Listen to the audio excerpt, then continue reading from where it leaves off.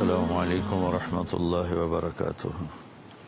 بسم اللہ الرحمن الرحیم، والصلاة والسلام علی سیدنا و مولانا محمد وعلی آلہ وصحبہ اجمعین، اما بعد۔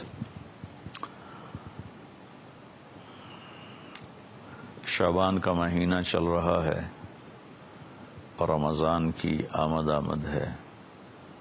اللہ کے محبوب صلی اللہ تعالی علیہ وسلم رجب جو پچھلا مہینہ گزرا ہے اسی سے ہی رمضان کے لیے ذہن سازی شروع فرما دیتے تھے اور یہ دعا مانگتے تھے، اللہم بارک لنا فی رجب و شعبان وبلغنا رمضان، اور ایک روایت میں بارک لنا فی رمضان بھی ہے کہ یا اللہ ہمارے رجب اور شعبان میں برکت عطا فرما اور ہمیں رمضان کا مہینہ نصیب فرما اور ہمارے لیے اس کو بابرکت فرما۔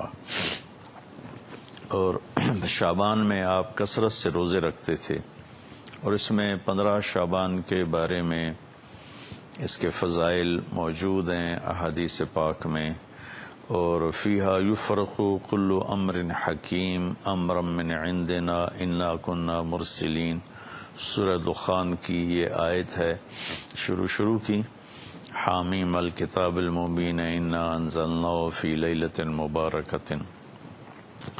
تو بعض مفسرین اس سے 15 شعبان لیتے ہیں اور کچھ لیلۃ القدر لیتے ہیں۔ تو 15 شعبان کے روزے کا اہتمام یہ ہر دور میں اللہ کے نیک بندے اس کا اہتمام فرماتے رہے، اور حدیث پاک میں بھی اس کی فضیلت آتی ہے کہ اس رات حدیث صحیح ہے، ان اللہ یطلع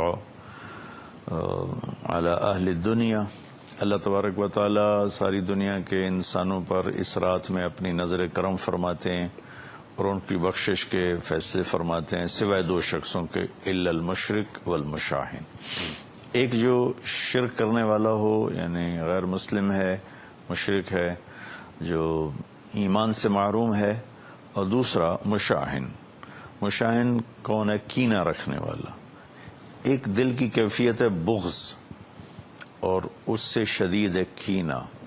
بغض ہوتا ہے کہ مجھے کسی سے نفرت ہو گئی، اس کیفیت کا نام بغض ہے، اور کینہ اس سے شدید ہے کہ نفرت بھی ہے اور اس سے نقصان پہنچانے کا پکا ارادہ بھی ہے۔ اس کیفیت کو، جس میں کسی کو نقصان پہنچانے کا ارادہ چل رہا ہو، اسے شحناء کہتے ہیں، اور اس کیفیت والے کو مشاہن کہتے ہیں، اور ہماری زبان میں اسے کینہ کہتے ہیں۔ تو اس رات میں اللہ تعالیٰ بخشش فرماتے ہیں۔ اس رات کا روزہ اللہ کے محبوب صلی اللہ تعالی علیہ وسلم رکھا کرتے تھے، اور بعض روایت میں 1 سال کے صغیرہ گناہوں کی بخشش کی بھی فضیلت بیان کی گئی ہے۔ بہرحال ہر دور کے صالحین، علماء، صوفیاء اس روزے کا اہتمام فرماتے چلے آئے ہیں۔ اس رات کا اگر کچھ قیام ہو جائے اور روزہ رکھا جائے تو ہمارے اعمال میں ایک اچھے عمل کا اضافہ ہے اور ہماری نیکیوں میں اضافہ ہے، اور اس کے لیے اپنے آپ کو اگر کسی سے نفرت ہے تو پاک کیا جائے، بغض ہے تو اسے دور کیا جائے، کسی کے ساتھ ایسی دشمنی پیدا ہو گئی ہے کہ شیطان ہمیں وہاں تک پہنچا چکا ہے کہ ہم اس کو نقصان پہنچانا چاہتے ہیں، اس سے بھی اپنے آپ کو بچا لیا جائے کہ ایک دن فیصلہ اللہ تعالیٰ نے کرنا ہے۔ اس دن حقوق العباد کی عدالت بہت سخت ہوگی، حقوق اللہ کی عدالت میں وہ سختی نہیں ہوگی جو حقوق العباد کی عدالت میں شدت اور سختی ہوگی۔ لہذا کسی پر ظلم کر کے نہ مریں، کسی کا حق لے کر نہ مریں۔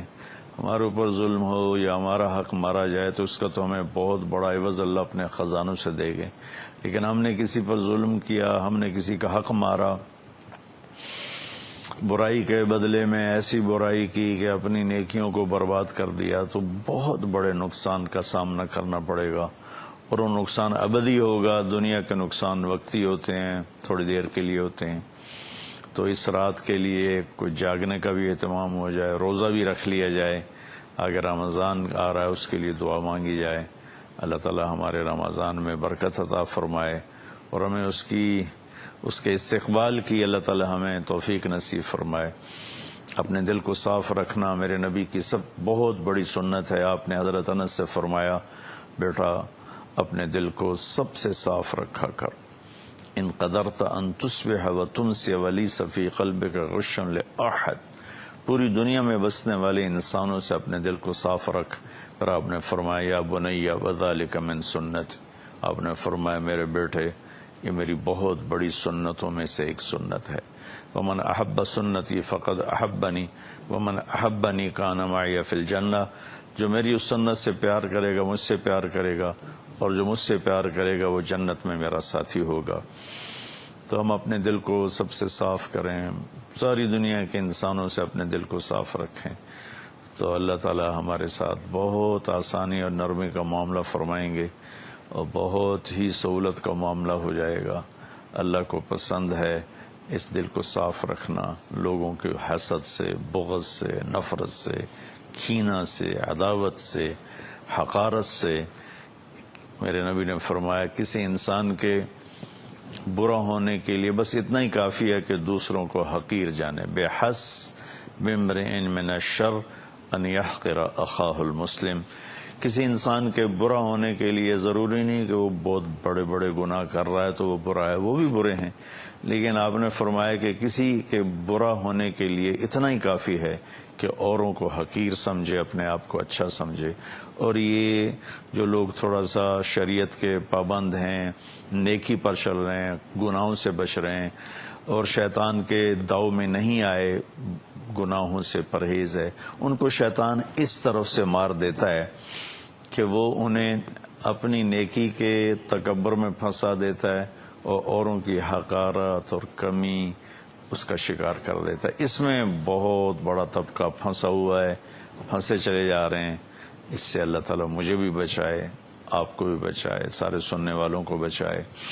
تو ہم اس شعبان کے مہینے میں رمضان کی تیاری کریں۔ 15 شعبان کا اگر روزہ رکھا جائے تو بہت بڑی فضیلت ہے، رات کو جاگا جائے۔ کوئی خاص عمل کوئی نہیں 15 شعبان کا، ہمارے یہاں بدعات بھی شروع ہو جاتی ہیں، کوئی مسجدوں میں اکٹھے ہو کے کوئی صلاۃ تسبیح پڑھ رہا ہے، کوئی کچھ کر رہا ہے، کوئی کچھ کر رہا ہے۔